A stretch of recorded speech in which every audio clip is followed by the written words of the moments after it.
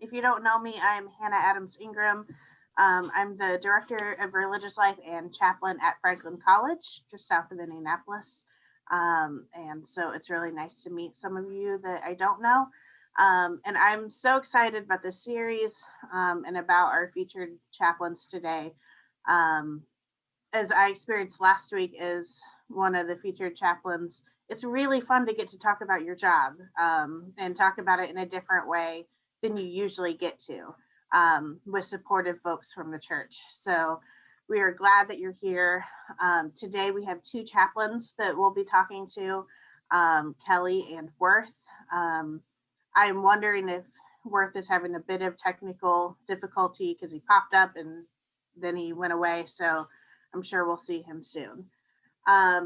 But before I introduce Kelly, I'd like to just start us in prayer. So if you join me in a spirit of prayer and reflection, we'll pray together.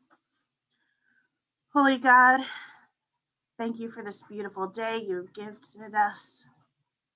Thank you for this opportunity to be together, to learn from each other, to encourage each other, and to consider how the church extends beyond just the congregation, but out into the world with people who are seeking spiritual wholeness.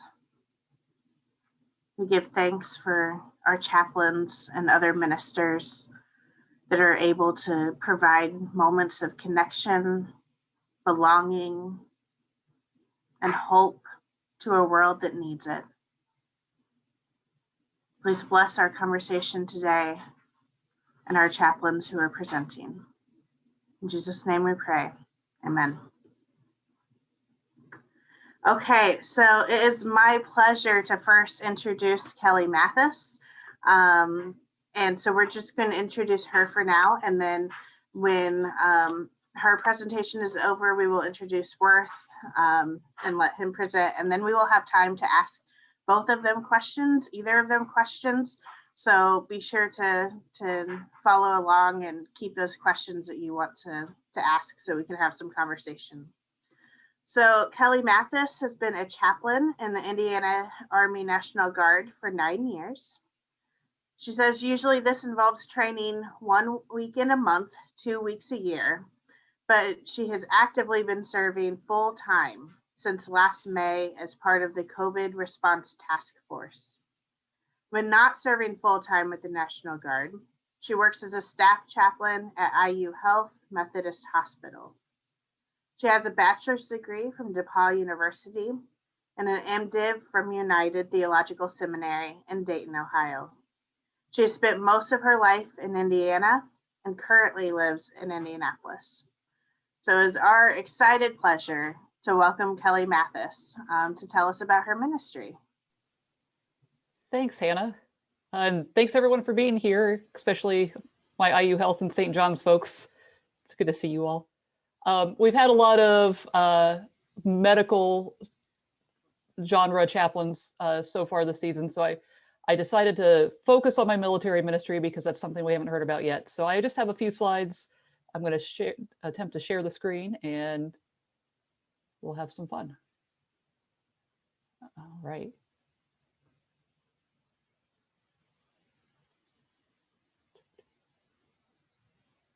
So everyone can see the slides? Not just me? Great. All right, so Indiana Army National Guard chaplaincy is what I'm going to be talking about today. I'm happy to answer questions about being a chaplain at IU Methodist too, but I think that Lisa and Elizabeth and Jill have done a good job presenting that. So the first thing I wanted to do is address some things, some ideas that might be out there about military chaplaincy. Almost always when I tell people I'm an Army chaplain, they're like, oh, like, okay, so I never watched MASH, but it was a Father whatever. Yeah, they were like that MASH chaplain. I'm like, well, sort of, right?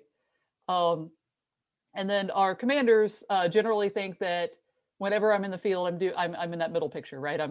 I'm preaching the good word to soldiers, which is part of the job, but not the whole job. And then our soldiers usually have one of two views of chaplains, right? They stay away from me because they feel like I'm going to beat them over the head with my Bible. Hannah's nodding her head at that. I'm sure that Yeah, she was talking about college students have the same perception sometimes.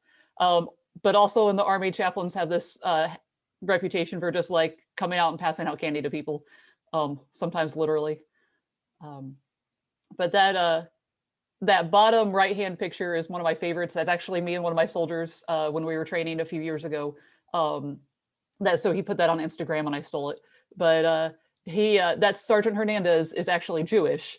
And part of being a chaplain, and we'll talk about this more in a minute, is just building relationships and being there for all of the soldiers, right? So it meant a lot to me that he gave me that tag as his favorite chaplain at the time. I'm sure he's found better chaplains since then. But that was a good moment. So all the rest of the pictures in this presentation are pictures of me, which makes me a little uncomfortable, but they're the only ones I could use without having to like ask permission from official people. So there we're at. So the reason that we get to have chaplains in the military, the reason that we have government paid clergy is that first bullet point right there. We are here to protect the free exercise of religion for all soldiers. So this went all the way to the Supreme Court in the 80s.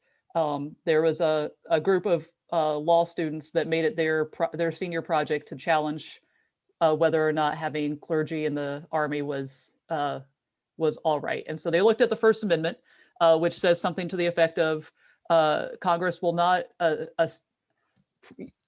promote one religion over another or prohibit the free exercise thereof. So this is the Establishment Clause. They will not establish one religion over another or prohibit the free exercise. And so it got argued all the way to the Supreme Court, and the Supreme Court decided that in that one sentence, free exercise took precedent over establishment. So they decided that having government paid clergy in the Army was not establishing a religion over another, but that the clergy, the chaplains were there to protect the free exercise of all soldiers serving.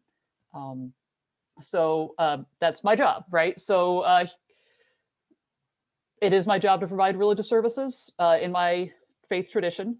And it's also my job when Sergeant Hernandez says, hey, I do a daily prayer and I'm in the barracks and it's too loud and noisy for me to do that in there. Can you find a room and make sure no one bothers me for 30 minutes so I can do my daily Jewish prayers? And it's my job to do that too. So that is the reason that we're allowed to have military chaplains.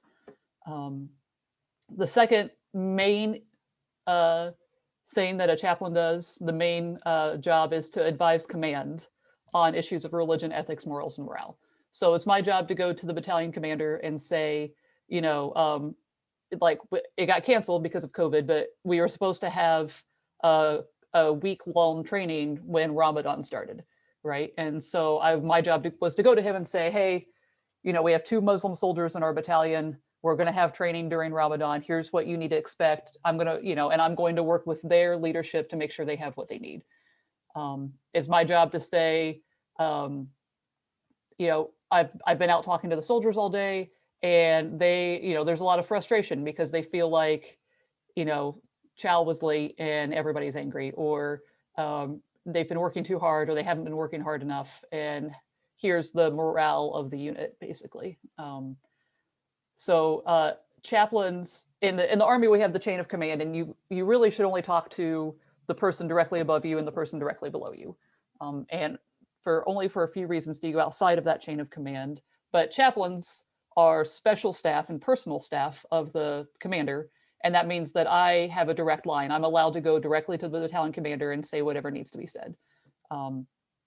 So a lot of times I have absolute confidentiality with my soldiers, so I can't go to them and be like, hey, this specific private had this specific issue, but I can say, in general, I'm noticing a trend of, we're having a lot of soldiers complain about, and that's part of my job. The citations there are the Army regulations where those 2 missions come up. If anybody wants to Google those, it's out there. So this picture came from this latest mission. These guys were all working a food bank mission last year for the COVID response. And so one of them is the officer in charge of that mission in New Albany. And the other 2, they met on the mission and they were both getting married in August.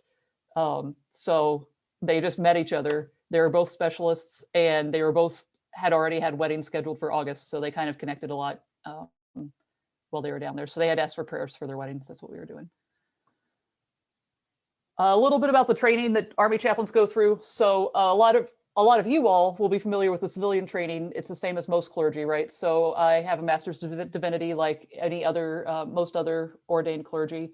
We have to be ordained in the Army in order to serve the sacraments. So some denominations have levels of ordination that don't have sacramental privileges.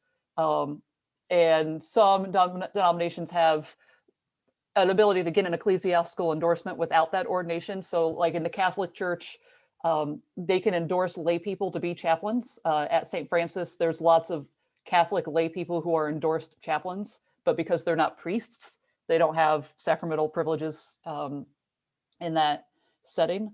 The United Methodist Church has a ordained deacon who's not allowed to serve the sacraments. And so in the Army, they really want to make sure that you can do that. So, and then ecclesiastical endorsement is kind of universal in all chaplain contexts. So all of that meant a lot of paperwork. John Heckman's on here, and he helped me through most of that several years ago. So he probably has some post-traumatic stress from me even talking about this right now.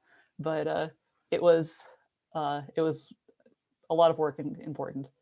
For the military, chaplains, lawyers, and doctors are three of the only officers who serve in the military that can direct commissions. So that means that I didn't have to go through basic training, and I didn't have to go through officer candidate school. I came in as a chaplain. So I'll talk to soldiers sometime, and they'll be like, "What? You didn't have to do basic training? You got in easy." And I was like, "Yeah, I only did a 72-hour master's degree and all sorts of paperwork to be ordained. It was super easy to do 7 years of school instead of 2 months of basic training." Yeah. Less people yelled at me though, so that's good, I guess. So when we come in as a chaplain, we go through chaplain basic officer leader course. And so we get to do some of the stuff that basic trainees do. Like I got to shimmy across this rope. That was exciting. We do lots of rope physical training. But then we also sit in class all day and learn about the First Amendment, and we learn how to write a memo in the Army, and we learn, how to be good leaders, and and how to speak the language to take care of our soldiers. So, and then last thing here, in the National Guard specifically, we have this. The phrase is "one hand on the plow," right? And if you ever see the symbol for the National Guard, it's the Minutemen with a musket on one shoulder and literally a plow, one hand on the plow, because our lineage comes from those Minutemen. The idea that we have these folks that picked up the gun when they needed it, and they went to war for the country, and then when the war was over, they hung the rifle back up and they went back to plowing their fields. So in the Guard and in the reserves, chaplains serve in civilian ministries, right? So I'm, under normal circumstances, under non-COVID circumstances, would be full-time at IU Health Methodist Hospital, and then 1 week in a month, 2 weeks a year-ish with the Guard. So that the reason that also helps if you're going to join the active duty Army, where you move around to different posts and go everywhere all the time, they require you to have 2 years of active military or ministry experience before you go in. But in the Guard, they don't require that because they assume that you're doing that already. Like they assume that while you're in the National Guard, you're also actively in ministry in another sector. So that is just a quick part of quick and dirty about my ministry. I wanted to keep it brief so Worth could have some time. But if Worth hasn't made it back on yet, Tana, maybe we should do questions from me first and then. Yeah, so we're going to keep talking to you, Yay. having some technical difficulties, and you are right that you are our only military chaplain in this series, so I think there's plenty that we could talk about. Mm-hmm. So does anyone want to start with questions for Kelly? Or that was a great presentation, but there's probably so much more we could do. I'll ask a question, Kelly. Hi, Phil. I'm impressed by the fact that you care for all soldiers of all faith traditions. I'm wondering what kinds of percentages there might be of other faith traditions being represented in chaplaincy. Oh, great question. Yeah, in the Indiana Army National Guard, we are a 100% Christian chaplain group. We have 2 priests with the Catholic Church, and then the rest of us are Protestant Christian. There is in active duty, there are more Jewish and Muslim chaplains. I think on the active side, in all branches, right? Army, Navy, Coast Guard, Air Force. I'm not going to count the Space Force yet. Marines. I think that there's maybe 6 Muslim chaplains, maybe 7 in the whole service.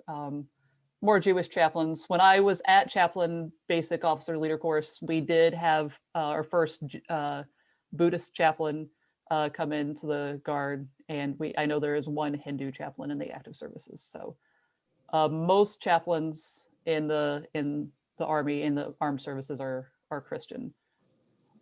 Yes, a quick follow-up is whether there is interaction between the chaplains of other faith persuasions. Right. So we all do our best to get along pretty well. The chaplains, we call them low density, high demand faith groups, right? So a faith group that needs a lot of very specific things, but there might only be 2 or 3 soldiers that follow it. The chaplains of those groups are always very open to say, call us if you have any questions. We just did a webinar. Actually, my IU Health folks might have been on it, about caring for Muslim veterans with moral injury. And the Muslim chaplains that were on there were always, even though it wasn't the topic, were like, call us if you have any questions, right? So there is a lot of collaboration. We all know we can't be the chaplain for everybody. So we get moved around a lot. And so, I was with my first unit for 4 years. And when I left there, I had soldiers that were like, no, Chaplain Mathis, we'll never have another chaplain as great as you. And I'm like, well, you're wrong. But also there's chaplains that were there or there's soldiers that were there for 4 years that were never going to connect with me, right? They needed someone else.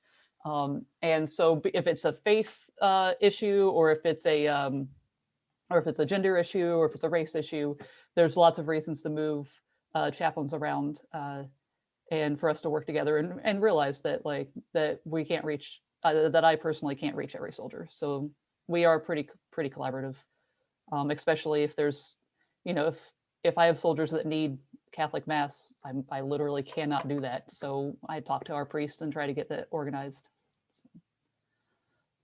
Sarah's asked me to talk more about moral injury if there's interest in that. So it's probably in the last 5 years has been a topic in the military. So people are familiar with post-traumatic stress disorder, this idea where you've experienced a traumatic event and we can sometimes struggle to process that. So we'll have flashbacks or outbursts, or we'll blackouts or avoid talking about it. Moral injury can be concurrent or can exist separately, but we've discovered that there's this extra layer or this separate layer that soldiers are suffering with. So moral injury occurs when someone does something that conflicts with their moral code, or is unable to stop something that conflicts with their moral code, right? So if a soldier, the way we train soldiers these days is to shoot by reflex, right?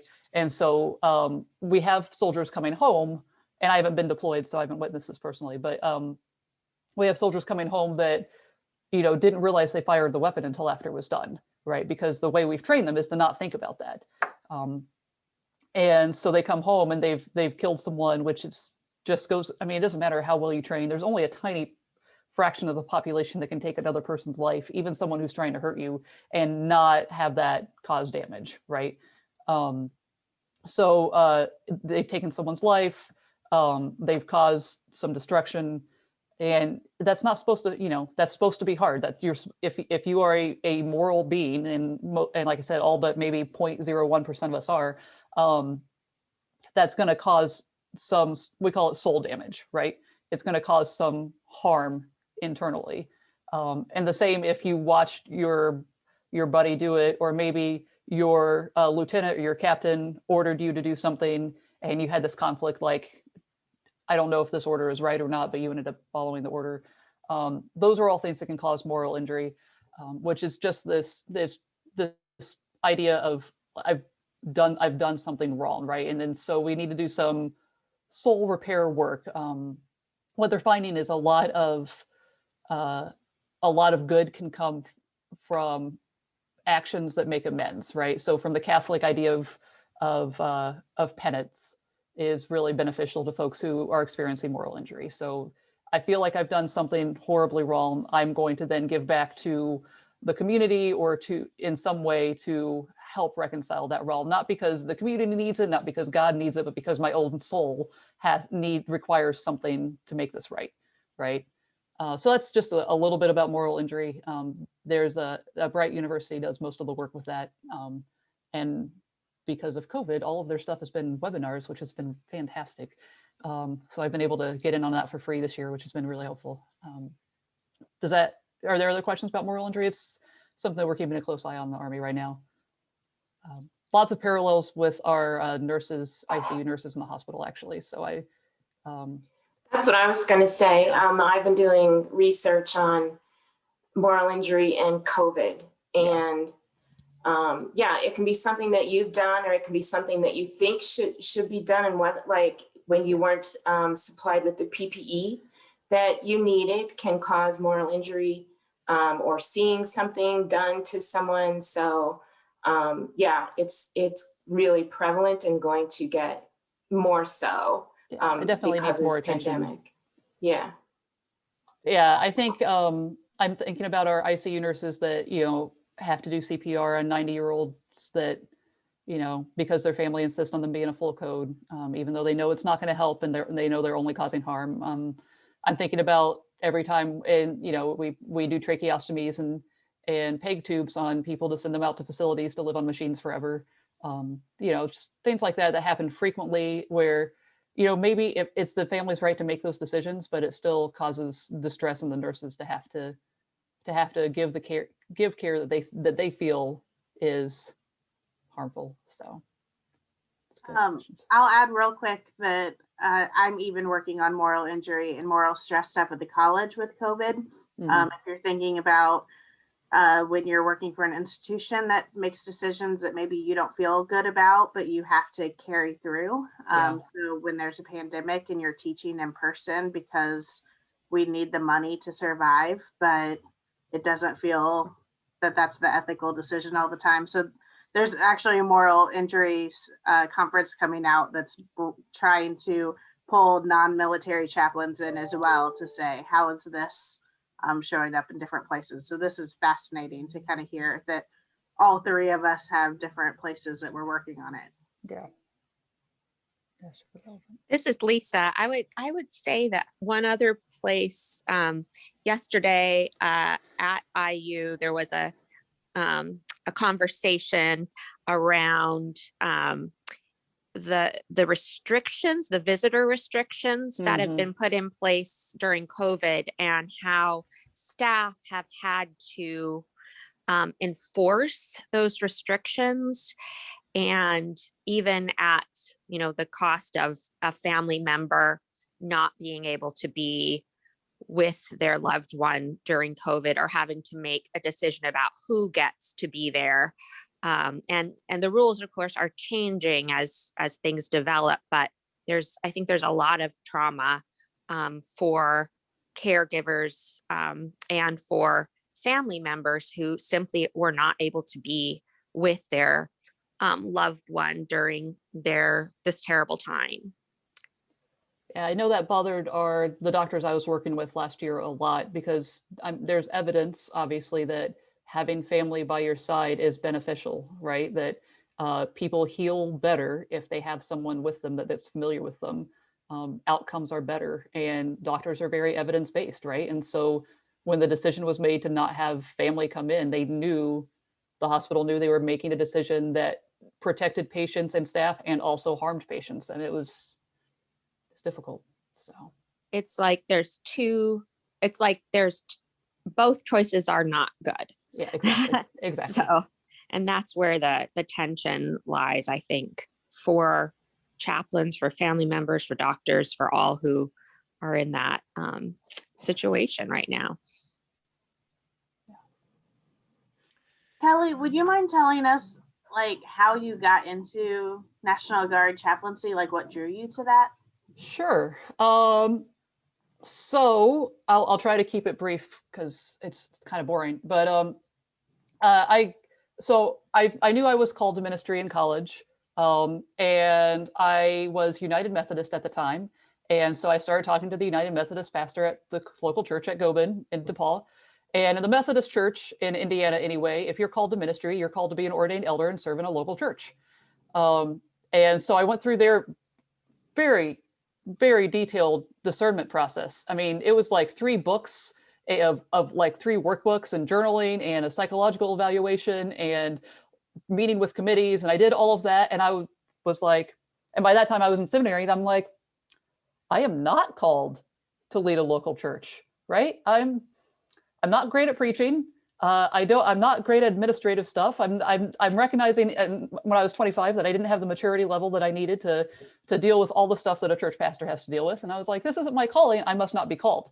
But I love seminary, so I finished seminary anyway. And I tried to be a layperson for a few years. And you know, those of us who have been called to ministry know that God doesn't stop.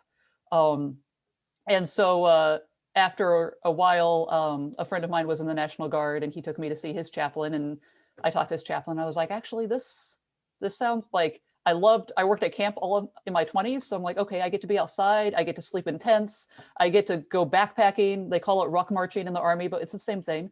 You know, and I get to just, and although I do have to preach and lead services, it is such a small part of the ministry that it's not, you know, I can do it and it's all right. But most of it is, you know, taking the phone call at 3 o'clock in the morning when someone needs to talk about something, or, you know, making sure that everyone has what they need for whatever religious tradition they follow. So it just, the hospital ministry actually came second because I needed something to do between drills. But the everything about the Army as far as the physical aspect and the way to take care of soldiers was just fit, you know, just like I'm sure college chaplaincy fits for Hannah, and teaching chaplains fits for Jill and Elizabeth. So it worked. Is Worth on? It looks like he's here, but I don't know. Worth, can you hear us? And can we hear you?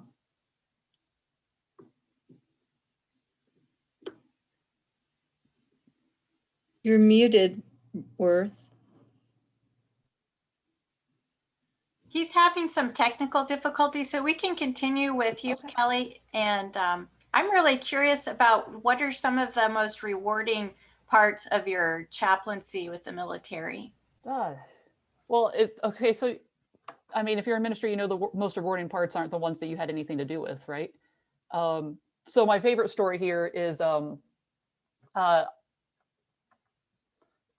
we have in the Army, we have these family readiness groups assigned to every unit, and it's a family member of a soldier, and they do some fundraisers, and then they use the money to help out soldiers when they need it, right? So we've had one that bought a video baby monitor for a couple that was their child was having some health issues, and so they helped them be able to keep an eye on them overnight. And if a soldier needs help with food or whatever, they can help with that. So this company's group was doing a candle fundraiser, and they were selling these candles for $20. And I was like, okay, I'll buy 3 candles, you know, one for me and one for my mother-in-law and my mom. And so I wrote out this check for $60, but I didn't know who to make it out to because it's not to the unit or whatever. And so I had this check with me, and I went to that location to drill, but the person that was collecting the checks was there the day before, right? So I missed her. And I was like, oh, darn, I don't get expensive candles. Oh, well, right? Like, not a big deal. And I go about my day, and I'm talking to soldiers, and this one soldier is talking to me, and she's like, you know, we're just having trouble making ends meet right now. And I was like, okay, you know, tell me what's going on. Well, she was dating another soldier in another unit, and you know, they were counting on their annual training checks. That's that 2 weeks a year. So every year you have a 2-week training, And that a lot of soldiers really rely on that check because it's bigger, right? You're getting paid for 2 weeks. And so she had had her annual training, but her check hadn't come in yet. And he was at his, so they knew it was going to be another couple of weeks before his came in. And she was just like, I don't know what to do because we have this lapse where we're not going to be able to make ends meet and we're not going to be able to pay our bills. And I was like, well, there's a lot of help for National Guard soldiers, but none of it's fast, right? There's a fund in Indiana that gives soldiers emergency grants and relief. And there's a couple of other people we can work with. And she was like, I really just need like $60. And I was like, really? $60? Like that exact number? And she's like, yeah, that just fills whatever gap we have, that fills it. And then the checks will come in and we'll be fine. And I was like, well, I've got a blank check for $60 in my bag. Like, it's there. And she's like, really, she was all excited. She was like, really? No, you don't have to do that. I was like, I was going to spend the money anyway, but I was going to buy stupid candles with it. So this is way better. And so it's just those times when, like if you're in ministry, it happens occasionally where like, okay, God, like you can be a little less obvious about things. It would be fine. So that was a good one. And then there was another time, so every drill weekend I'd lead worship and usually like 1 or 2 people come. And this unit I'd been at for a while. So I had a handful of people and this one soldier came to church. Like she was one of the first ones. When I first went there, she was the only one that'd come. And then, when I got 4 or 5 people, she was always there. So for like 3 or 4 years, she was always coming to my services. And so this particular service, I hadn't really thought out very well. And so we kind of talked through the scripture and we had, it was okay, but it was not my most prepared service. And then she was a truck driver. So I get a call from her the next night at like 10 o'clock at night while she's driving. And she's like, ma'am, I was thinking about what you said this weekend. And I was like, crap, what did I say this weekend? And she was like, I think God is telling me that I need to go back to church. And I was like, you've been coming to my services for 4 years. And now, like after my least prepared sermon, now's where you're hearing God? Fine. Okay, fine. And so she's like, I think God's talking to me. And I was like, okay. And we had this conversation. What's God saying to you? What are you hearing? And she's like, I need to read my Bible and pray more. And I was like, and you also need to go to church, right? Like the community aspect of Christianity is important. She's a lesbian. And so the idea that there was a church that would not only like tolerate that, but also celebrate that was just shocking to her, right? And she had grown up in the reason she left church is because she came out and she realized that she couldn't go to church and be gay. And so, so she was going through this and I was looking up, she lived in Michigan. So I was looking up churches in Michigan that would welcome her. And she eventually, like, I know that she went to the church and she got baptized and she was having a great time. And so those were just 2 of the times where I'm like, okay, this is why I'm here. This is why I wake up with frost on the outside of my tent at 5 o'clock in the morning to go for runs in the freezing cold with my soldiers, because then they'll call me at, when everything finally clicks, then they'll call me. So. I have another question for you, Kelly, Sure. and other chaplains as well. As a retired clergy person, I know some degree of empathy is important in doing ministry, some sensitivity to where others are and to walk in their shoes, possibly even. And that goes on even after retirement. It's part of our human calling, not just clergy calling. How do all of you who are in the trenches, so to speak, deal with your own potential anyway, inner injuries which take place during your ministry assignments? Yeah, like moral or emotional injuries. Is that what you're? Yeah. Yeah. So we have a rule in my house: only one stressful job per marriage. So my husband's fantastic at letting me decompress when I get home. That and journaling is usually my go-tos, and church. I love our church, and it's really nice to be able to participate in church instead of lead church. But But yeah, Jill's talking typed in secondary trauma. I don't know, Jill, if you want to go talk more about that. Yeah, I think it's one of the dangers of being a chaplain is hearing all of the stories, hearing everything that people have been through, because it's healing for them. And you have to be able to differentiate yourself from their story and their experience and yourself.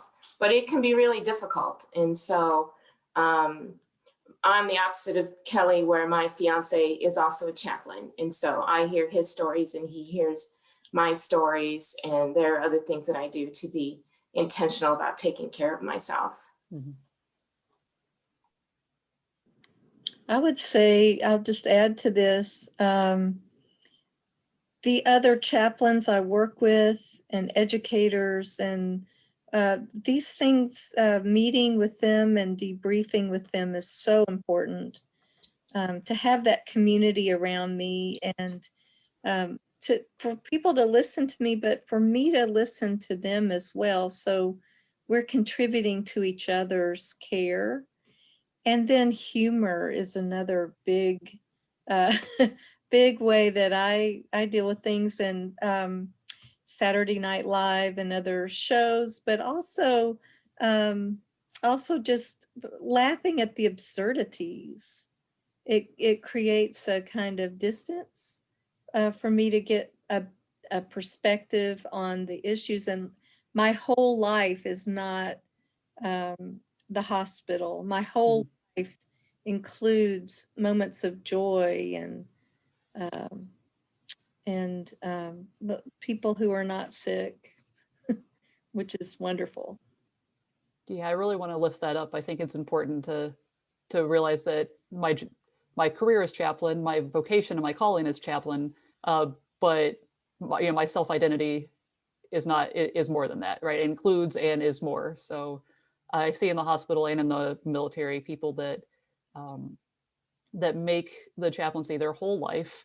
And those are I worry about my colleagues at the hospital that go in on Christmas to see their nurses, right? Even though I know their nurses appreciate that. And as much as I take phone calls at all hours of the day for my soldiers, my soldiers in my unit that I was with a long time knew that if it wasn't an emergency, I wasn't going to pick up the phone between 6 p.m. and 8 p.m. because that's when I was with my family, and if they left me a message, I would get back to them after the kiddo went to bed, so it's important to have those boundaries and know where the job ends and the person begins. I think I'm not 100% successful with it all the time, but that's the goal.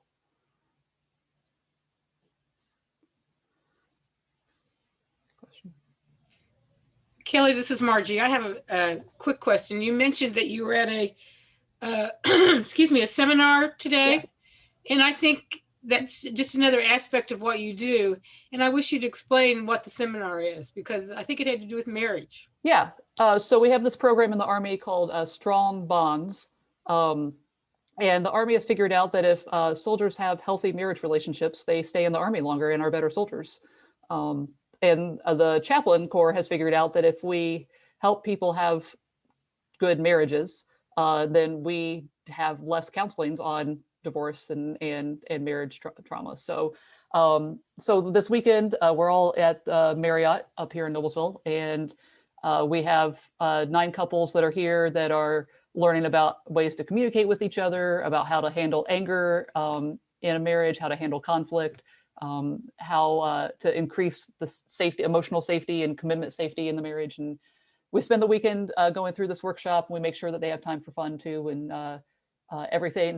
The soldiers that are here get paid to be here. They're on orders, and all the meals are provided. So it's usually, when we go to people and we're like, hey, you get paid to spend a weekend with your spouse at a nice hotel with food and the potential to have some fun, it's usually a pretty easy sell. Like, you just have to listen to a chaplain for a few hours and that's it. So we have one couple here that's been married for 25 years, and we have different programs that we do, and they've done it, like they've come to 5 of them in the last 25 years since they've been married in the Army. So they really like it. But I know that some of you are familiar with like Laugh Your Way to a Better Marriage. So sometimes we'll use, Elizabeth, you would love that if you're not familiar with it. It's hilarious, speaking of humor. But So we use that, or we'll use the Franklin Covey work like 7 Habits for Highly Effective People. So we also have a single soldier training that I love to teach. We don't do them as often because we obviously can't put a bunch of single soldiers at a single soldier retreat up in a hotel.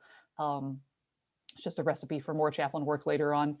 So, but those are usually 1-day trainings, and my favorite one is called How Not to Marry a Jerk, right? So we'll teach them how to recognize warning signs in a relationship and how to recognize like patterns that they go through and over again. Like, why do all of my relationships fail in the same way? Oh, let's talk about that, right? There's probably something that's going on at the same time every time. So I have a follow-up question to that. I find that there are things that Sure.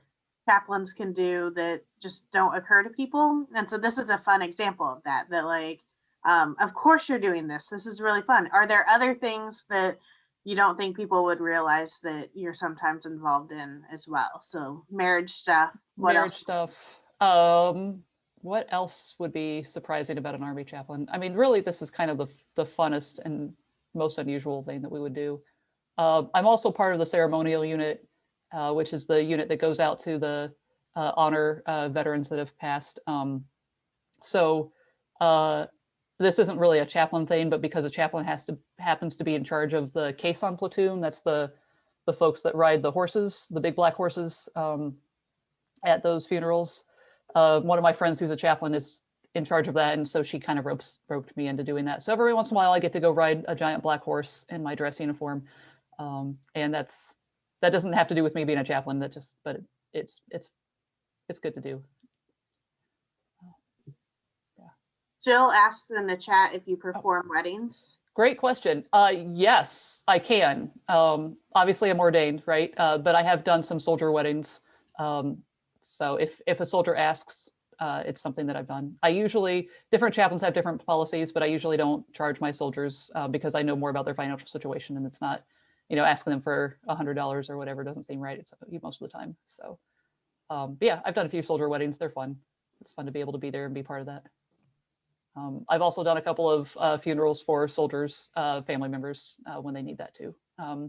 So that brings me to a point that we haven't talked about yet, that a lot of these folks aren't connected with a religious organization, right? So they don't have a pastor, or they don't have a church. And so when they are like, I need someone to do my wedding, or I need someone to do a funeral, the first person they think about is their chaplain, because their chaplain is the only connection to religion that they have or spirituality that they have in their life. So most of these guys aren't going to church on not drill weekends. So Kelly, it's Lisa. I have a question around being a military chaplain. How do politics ever come into your conversations with soldiers or your ministry? Are there, it's been such a tumultuous past few years in our country, and politics, racial unrest, all those kinds of issues that have kind of emerged. Does that enter into your conversations at all, or what's kind of the culture around that? Yeah. And we have a couple more questions in the chat too, so hopefully get to all of them. But the military is a diverse group of folks, right? So there's a diverse group of political views. We have some rules while we're in uniform, right? So the Uniform Code of Military Justice says that we cannot criticize superior officers. And the most superior officer in the Army is the commander-in-chief, right? So while we're wearing the uniform, we need to be aware of that and not openly criticize the president. So that was fun for 4 years. But generally, because I'm the chaplain, and not all chaplains do this, some chaplains are very vocal about their political views. I don't want to do anything that's going to keep someone from coming to me, right? And so even though I have my own very strong opinions, I want to make sure that I'm someone that everyone can come to. So I got to hear a lot of different opinions. What was I going to say?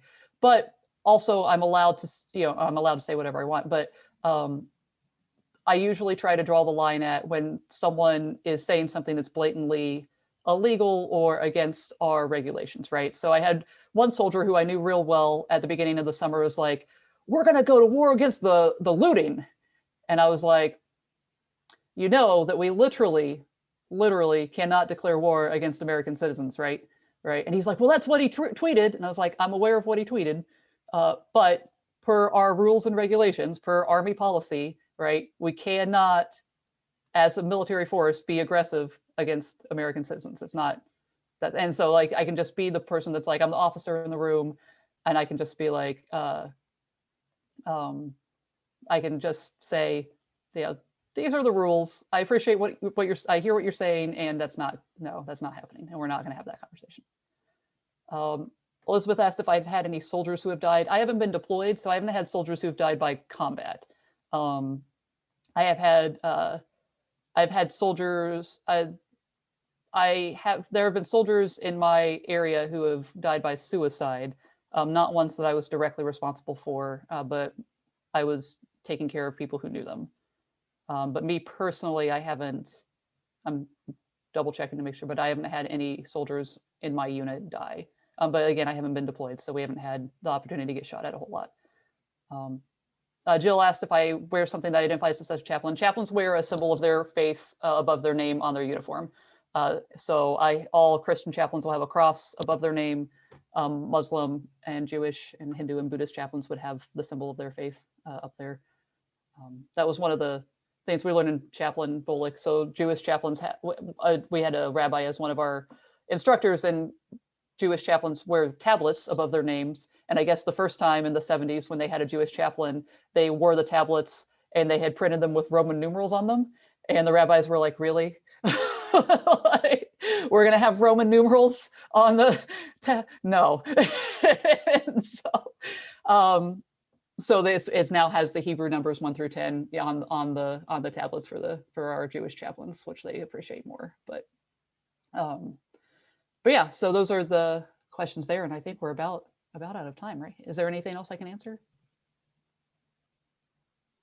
Yeah, any other questions? We got time for one more if you're holding back.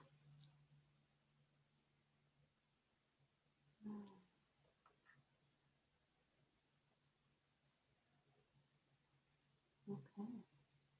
I really appreciate everyone. Oh, go ahead, Bill. I would just say it's not a question, it's a comment. I think people in the local parishes, of which I belong to one, really do not know about all the terrific things the chaplains do and the different phases of chaplaincy ministry.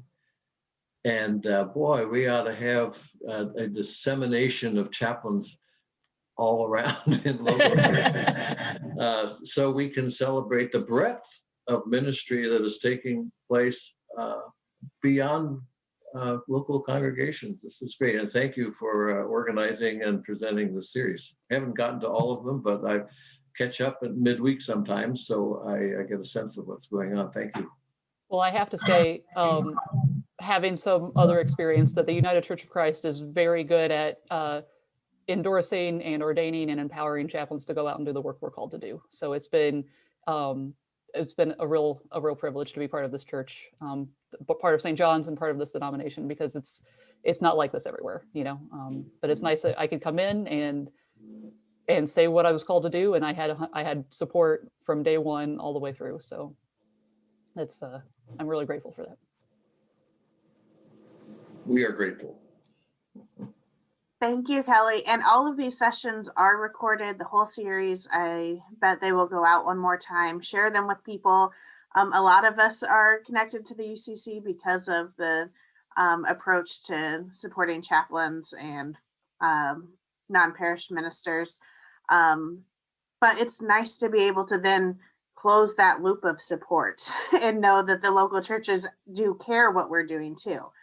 So thank you for being a part of this series. And then check out those other videos if you've missed any of them. If this is your first one, check those out and share them with your churches and other people, because we've got some chaplains doing really cool things. So thank you again for sharing with us today, Kelly. We want to before we close, we're going to close together in prayer. So we want to open up to see if there are any community joys or concerns that you would like us to hold together in this space.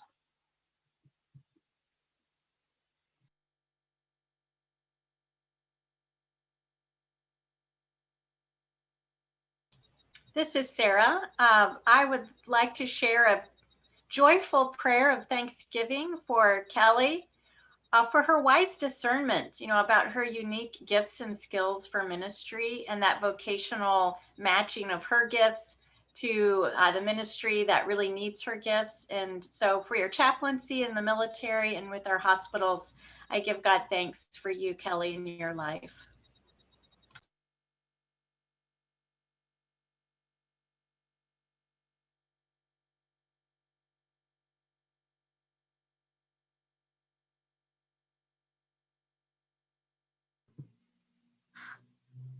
Any other joys and concerns we want to share together?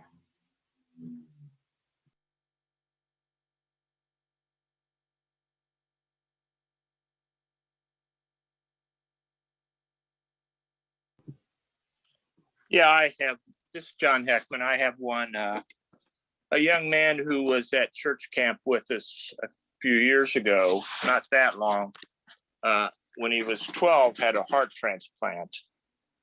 And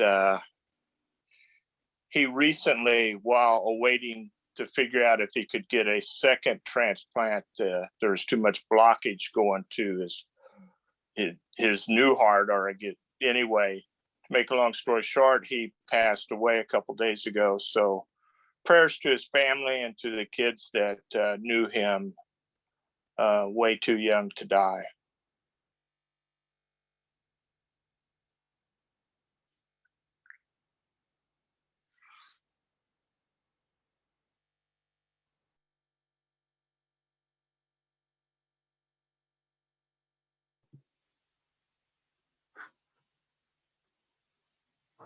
Okay, please join me in prayer as we close together. Holy, loving God, we once again give thanks for this time together. We give thanks specifically for Kelly's ministry. We honor the work she does, the inspiration she gives us all for how ministry can extend past the church walls. Bless her work, bless those who come into contact with her. And bless all of our chaplains, our ministers, our lay leaders, everyone in the space, everyone who can hear my voice, who represents your divine image out in the world with people who are in churches and who are not in churches. May we be that connection to love and hope. We ask you to bring comfort to those who are mourning.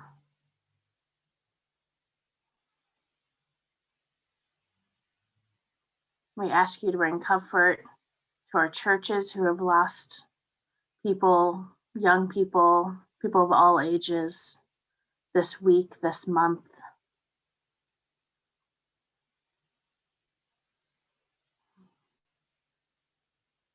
We ask your comfort for our world that is hurting through events that are shocking and unjust. May you continue to stir our hearts that we not only represent your love and hope in the world, but also your inclusion and justice and protection for all. May you bless the Lenten and Easter seasons for all of our churches. May you provide strength and comfort and rest for those leading services in Holy Week and Easter who are planning those now.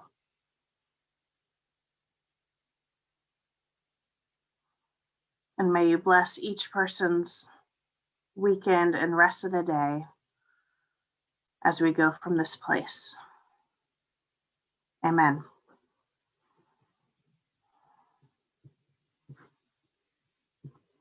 Well, thank you for joining us today. I know I am inspired by the conversation. So thank you, Kelly.